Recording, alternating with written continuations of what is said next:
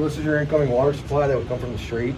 Comes over, feeds the sprinkler system. Here's your backflow preventer, which keeps the sprinkler water from entering the drinking water, because it's stagnant sprinkler water, so you don't want that to contaminate your domestic water supply. So then we come up here, you got the two control valves, so if there ever is a problem, you can shut either one of these two valves off, which would stop the water from entering the sprinkler system. And this is what we call your flow switch. So your flow switch is what activates the alarms, which in a house would go to your 6-inch inside bell, which is connected to your HVAC duct. The reason it's connected to the HVAC duct is the HVAC duct supplies all the rooms in the house, and that way you can hear the bell ringing through every room you're in the house. And your water flow switch also would get wired to, depending on the municipality, the outside bell or a strobe, which is most likely on for houses. So that way you guys can pull up and you guys can see exactly which house has the activated sprinkler system going, which leads you up to what we call our test and drain. So in this test and drain, there is a small orifice, which is the same size as a sprinkler orifice. So when you want to test the alarm, this gets piped to your sump pump in the residence, and that way you open up this valve, and that was where the water is flowing through. Usually for a residential sprinkler, it's called a 4.2 sprinkler orifice, or 4.9, and that's gonna move water supply. So in here there's a little paddle, and it acts like a light switch. So it just goes up and down, so that just opens up the circuit, which sends the alarm in. Or if you need to drain the system, you can drain the system by opening that all the way, so you get the full 1-inch water exiting the system. Here's your pressure gauge, which is going to show your pressure. Obviously there's no pressure on this right now. A lot of times you got to make sure that it's open. So that's open, and it leads you up to the system supply. So we have your 4 types of sprinklers you can have in a residential setting. We have a regular semi-recessed sidewall fire sprinkler. You have your concealed sidewall sprinkler. You have your concealed pendant sprinkler, and you have your semi-recessed pendant sprinkler. And you have your 10-year smoke detector also. This is what we call your spare sprinkler box. So God forbid there ever is a fire, you have your supply of sprinklers. We don't have all of them in here right now. So you don't have to worry about leaving the system out of service. You come to the box and you can replace the sprinkler if it's hit or if there is a fire. And then down here is where it leads to your domestic water supply, which would be your drinking fountains, your toilet, or not your toilets, your sinks, showers, and so forth. And then here's the meter for the house. Any questions? No, it's a great job. It looks terrific. Thank you so much. Thank you. It'd be straight. So I'm just gonna close this right now, so you can tell it would be. So there is on these, there is what we call a sight glass. So you can't see the water moving. So if this is piped outside, you can actually see the water moving through that sight glass.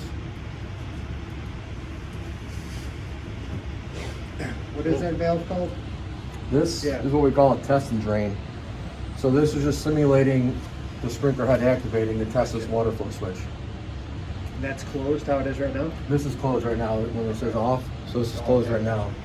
So in order to test this, which should be tested once a year, annually, you just go like that, water flows. So you just you're simulating a sprinkler head activation. Gotcha. So there's a little paddle in there, same concept as a light switch.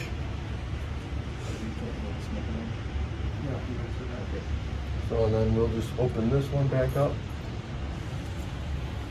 And the backflow preventer should be certified every year by a licensed plumber, and they have their test ports that they can hook up to make sure that this is operating properly and keeping the drinking water safe.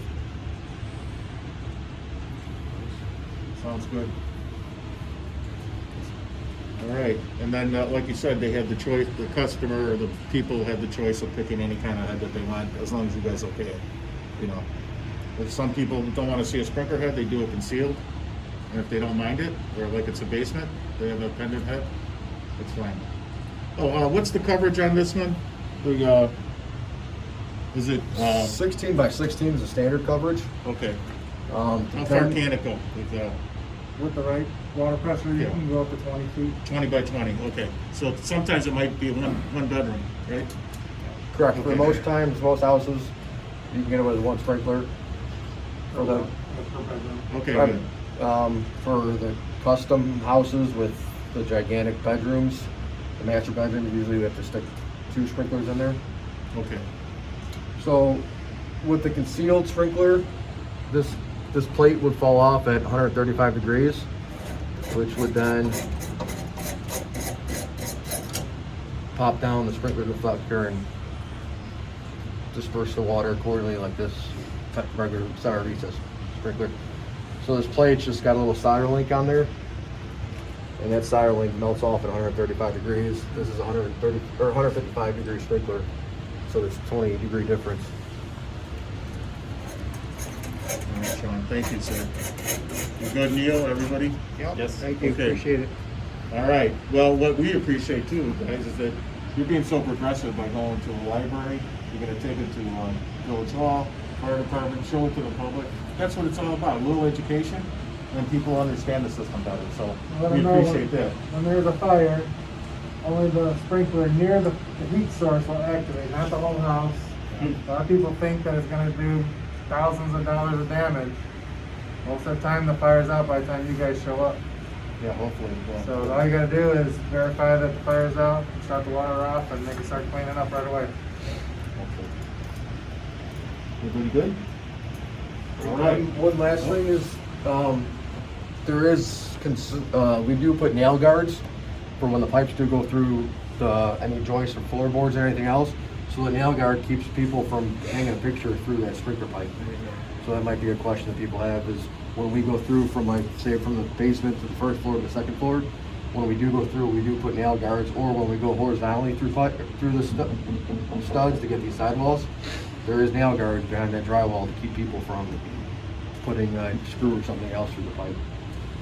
Something we get asked a lot is cost, obviously, like a retrofit cost, rough square foot price. It's usually, what, 50% more than a regular price, is that what we've been saying? Is that right? Yeah, retrofit is gonna be more costly, Yeah. just because it's more labor intensive and everything. Sometimes it involves building soffits. Right.